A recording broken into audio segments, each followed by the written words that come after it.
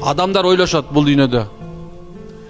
Алла мени жакшы көрөт, ошон үчүн мага байлык берди. Алла мени жакшы көрдү, ошон үчүн машхур кылды, мени мындай белгилүү кылып салды. Алла мени жакшы көрөт, ошон мени сулуу кылып койду. Алла мени жакшы көрөт, ошон үчүн мага бийлик берип койду. Алла мени жакшы көрөт, ошон мансап берип койду.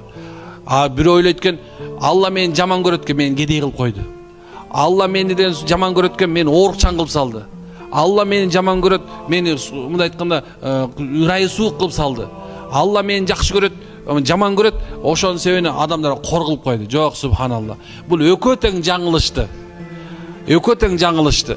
Алла Таала субханалла бирөөнө жакшы көргөн үчүн байлык же бийлик берип койбойт экен. Жаман көргөн үчүн оор же жаманчылык берип койбойт экен, субханалла. Биринчисин сыноо үчүн, экинчисинин даражасын көтөрүү үчүн болот.